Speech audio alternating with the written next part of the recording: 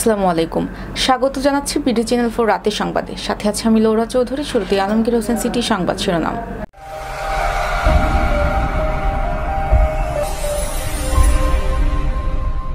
একযোগে দেশের 230 বিচারককে বদলি।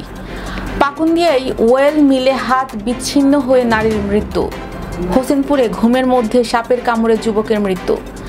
বিএনপির নেতা ফজলুর রহমানের বিরুদ্ধে ষড়যন্ত্রের প্রতিবাদে অষ্টগ্রামে বিক্ষোভ মিছিল। যুদ্ধের পর প্রথমবারের মতো পাকিস্তানকে বড় বার্তা দিল ভারত। টি-20তে সর্বোচ্চ উইকেটের মালিক সাকিব। শুনছিলেন আলমগীর হোসেন সিটি সংবাদ শিরোনাম। এবার রাজবাড়ী বিরিয়ানি হাউস বিস্তারিত। সারা দেশে একযোগে 230 বিচারককে বদলি করা হয়েছে। এর মধ্যে জেলা ও দায়রা জজ পদমর্যাদায় 41, অতিরিক্ত জেলা ও দায়রা জজ পদমর্যাদায় 53 জন, যুগ্ম জেলা ও দায়রা জজ সমপর্যায়ের 40 জন এবং সিনিয়র সহকারী জজ সমপর্যায়ের 96 জন রয়েছেন।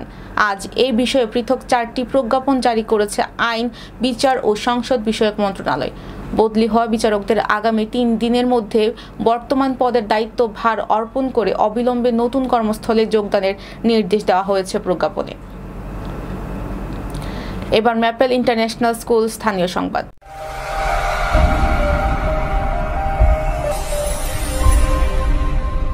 কিশোরগঞ্জের পাকুন্দিয়া উপজেলায় ওয়েল মিলে কাজ করতে গিয়ে হাত বিচ্ছিন্ন হয়ে সাথী দেবনাথ নামে 35 বছর বয়সী এক শ্রমিকের মৃত্যু হয়েছে। আজ দুপুরে উপজেলার পোড়াবাড়িয়া জামতলা বাজারে এ দুর্ঘটনা ঘটে। নিহত সাথী দেবনাথ উপজেলার নারান্দি গ্রামের মৃত বলরাম দেবনাথের স্ত্রী।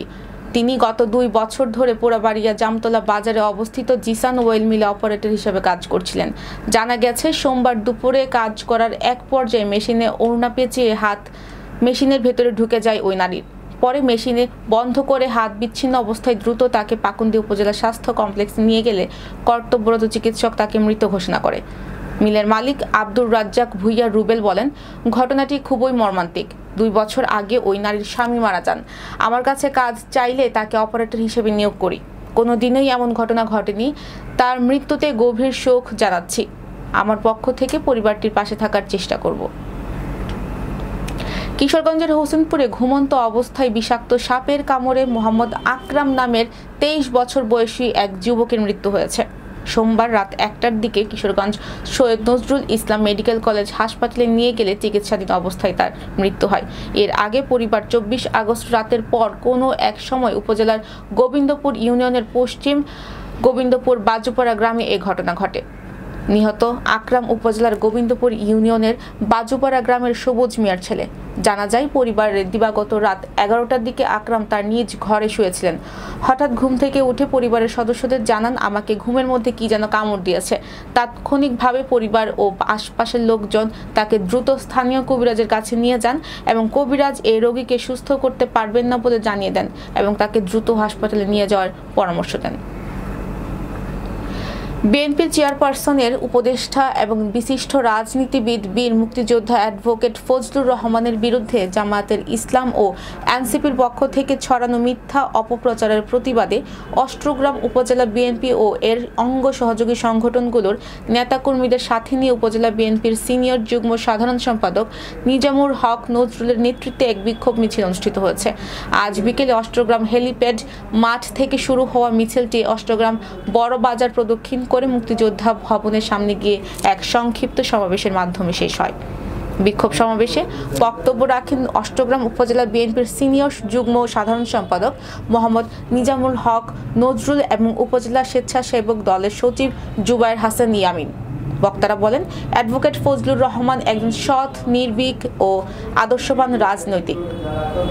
জামায়াত ও এনসিপির একটি চক্র পরিকল্পিতভাবে তার রাজনৈতিক অবস্থানকে হেয় করার ষড়যন্ত্রে লিপ্ত হয়েছে, কিন্তু তাদের এই মিথ্যা অপপ্রচার ও কুৎসা রটনা অতীতের মতো এবারও ব্যর্থ হবে। এবার জীবনদীপ হেলথ সেন্টার আন্তর্জাতিক খবর।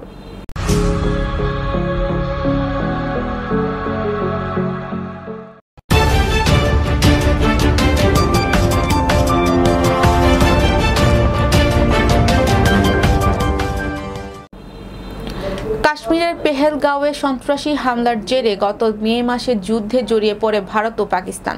এরপর প্রথমবারের মতো দুই দেশের মধ্যে সরকারি পর্যায়ে বার্তা আদান প্রদান শুরু হয়েছে। সিন্ধু নদীর পানি বন্টন নিয়ে 1960 সালে স্বাক্ষরিত সিন্ধু পানি চুক্তি অনুযায়ী সম্ভাব্য বন্যার পূর্বাভাস দিয়ে পাকিস্তানকে সতর্ক করেছে ভারত। আজ সরকারি সূত্রের বরাত দিয়ে পাকিস্তান সংবাদ মাধ্যম জানিয়েছেন, রবিবার নয়াদিল্লি ইসলামাবাদকে জানায় জম্মুর তাই ওই নদীর বড় ধরনের বন্যায় আশঙ্কা রয়েছে। জিও নিউজের প্রতিবেদনে বলা হয়, ইসলামাবাদে নিযুক্ত ভারতের হাই কমিশনার পাকিস্তান সরকারের কাছে এই বার্তা পৌঁছে দেয়। এতে বলা হয়, নদীর উজানে ভারী বৃষ্টিপাতের ফলে তা ওই নদীর পানি প্রবাহ বেড়েছে, যা পাকিস্তানের নিচু অঞ্চলগুলোর প্লাবনের আশঙ্কা সৃষ্টি করেছে। এবার ঘরোয়া ডিজিটাল প্রিন্টার্স খেলার খবর। নাম্বার 1 সাকিব আল হাসান, এ কথায় অবশ্য কারোরই কোনো দ্বিমত থাকার কথা নয়। দীর্ঘ একটা সময় ধরে অলরাউন্ডারদের র্যাঙ্কিংয়ে তিনি ছিলেন সবার শীর্ষে। সম্প্রতি একটি মাইলফলক স্পর্শ করেছেন সাকিব। প্রথম ক্রিকেটার হিসেবে টি-20তে 7,000 রানের পাশাপাশি শিকার করেছেন 500 উইকেট। বাংলাদেশের ইতিহাসে একমাত্র ক্রিকেটার সাকিব আল হাসান স্বীকৃত টি-20তে যার ঝুলিতে আছে 500 উইকেট। স্বীকৃত টি-20তে উইকেট সংগ্রহের তালিকায় সাকিবের পর যারা আছেন তারা অবশ্য তার ধারে কাছেও নেই।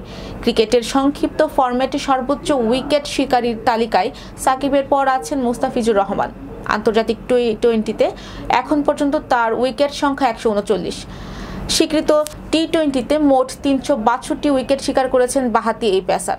এই তালিকার 3 নম্বরে আছেন তাসকিন আহমেদ। এখন পর্যন্ত 186টি টি-20 ম্যাচ খেলে তার উইকেট সংখ্যা 236টি। তাসকিনের পরে আছেন রুবেল হোসেন। 153টি ম্যাচে তিনি উইকেট শিকার করেছেন 185টি। এই তালিকায় 5 নম্বরে আছেন pace bowling allrounder Mohammad Saifuddin. 133 ম্যাচে তিনি উইকেট শিকার করেছেন 170টি। মাশরাফির উইকেটেও 170টি, কিন্তু বর্তমানে তিনি খেলছেন না। দর্শক, এই ছিল বিডি চ্যানেল 4 রাতের সংবাদ। সবাইকে পরবর্তী সংবাদ দেখার আমন্ত্রণ জানিয়ে আজকের মতো এখানে বিদায় নিচ্ছি। সবাই ভালো থাকবেন, সুস্থ থাকবেন এবং নিত্য নতুন সংবাদ পেতে বিডি চ্যানেল 4 ফেসবুক পেজ ও ইউটিউব চ্যানেলের সাথেই থাকুন। আল্লাহ হাফেজ, শুভরাত্রি।